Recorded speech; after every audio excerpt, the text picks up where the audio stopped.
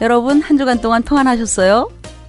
오늘은 규칙이나 공공질서를 잘 지키지 않는 어린이에 대해 생각해 보겠는데요.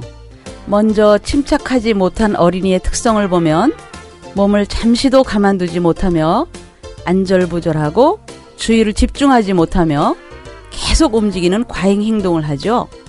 이와 같이 차분히 하지 못하고 쉴 새 없이 몸을 움직이는 어린이는 일정한 시간 동안 계속해서 한 가지 일에 주의를 집중하지 못하기 때문에 여러 증세를 나타내는데, 조그만 소리에도 마음이 그쪽으로 쏠리고 책을 볼 때 마음에 감명받는 것도 없으면서 책장만 넘기거나 이 책 저 책 뒤적거립니다.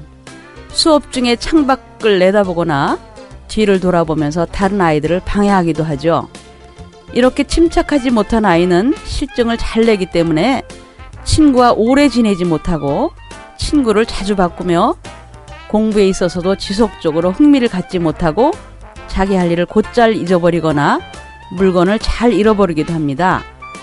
이와 같은 행동의 원인은 선천적으로 부모가 매독이나 엄마가 아이를 분만할 때 아이의 머리에 상처를 입혀 갑상선의 기능 항진에 의해 생길 수도 있으며, 또한 후천적으로는 아이의 주위 환경이 안정되어 있지 않거나 손님 방문이 너무 잦은 경우도 그럴 수 있으며, 또 장난감이나 책을 너무 많이 사다 주어서 오히려 침착성을 잃게 될 수도 있죠.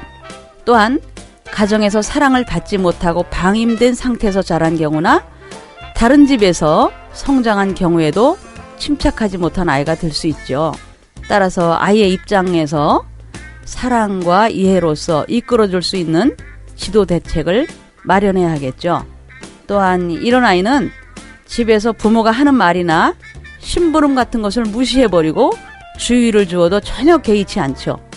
엄마는 아이에게 항상 고칠 것을 얘기하지만 그것은 잔소리일 뿐 아이는 지키지 않으며 학교에서도 선생님 지시나 금지사항에 대하여 무시해버리는 일이 흔하죠.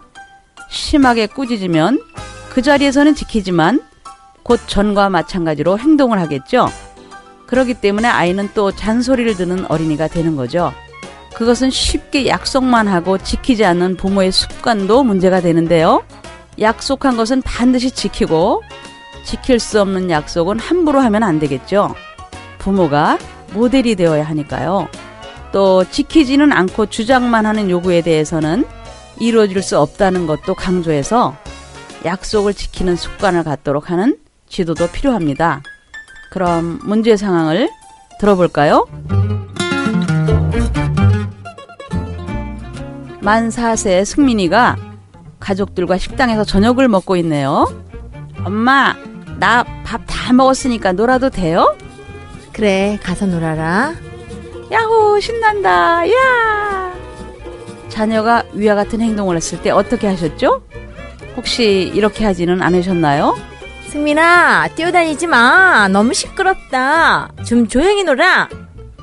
오늘날은 핵가족화로 인해서 과거와는 달리 한두 명의 자녀만을 두기 때문에 많은 부모들이 지나치게 자녀에게 허용적이어서 자녀의 잘못된 습관이나 행동에 대해 규제를 하지 않는 경향이 많죠.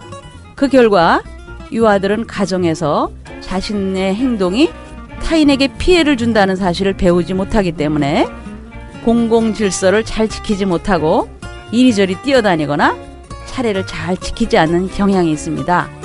그럼 지도 방법을 알아볼까요?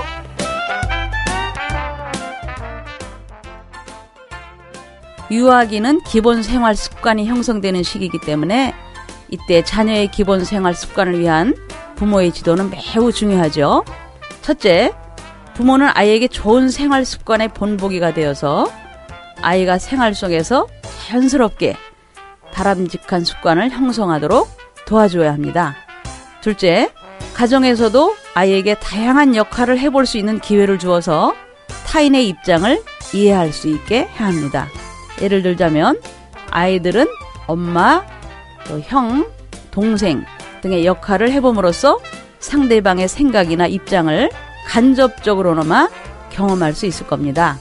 역할놀이 또는 역할극이라고 하는데 아주 간단하게 해도 되죠. 셋째, 유아들에게 규칙이나 질서의 개념이 포함된 동화를 들려주어서 아이들과 함께 그 상황에 대해서 이야기해보고 왜 규칙이나 질서를 지켜야 하는지 토론해 보아야 합니다. 자꾸 똑같은 잔소리를 해야 하는 것보다는 훨씬 더 간단한 방법이죠.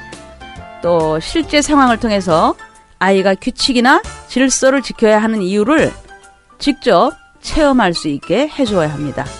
예를 들면 아이가 장난감을 정리정돈하지 않았을 때 부모가 치우지 않고 그대로 두어서 장난감에 걸려 넘어지는 경험을 하게 한다든가, 또 다른 친구가 새치기를 했을 때 아이가 느끼는 감정에 대해서 이야기해 보게 해야 합니다.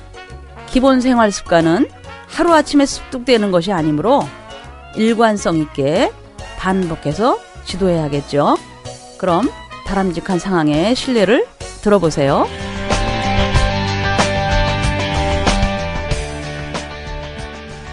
엄마, 나 밥 다 먹었으니까 놀아도 돼요?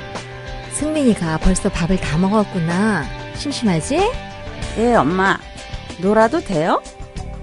다른 사람이 식사를 하고 있는데 여기서 뛰어놀면 어떻게 될까? 시끄러워요. 또 먼지도 나요. 그렇지? 사람들이 식사를 하는데 뛰어놀면 시끄럽고 먼지도 나고 해서 다른 사람에게 방해가 되겠지? 그러니까 답답하더라도 조금만 참았다가 놀이터에 가서 놀도록 하자. 네, 이 대화의 상황에서 볼 때 엄마는 승민이에게 다 먹었구나, 심심하지? 하고 자녀의 욕구를 인정해 주었죠. 이렇게 자녀의 마음을 읽어주면 아이도 엄마의 말을 들을 준비가 된답니다.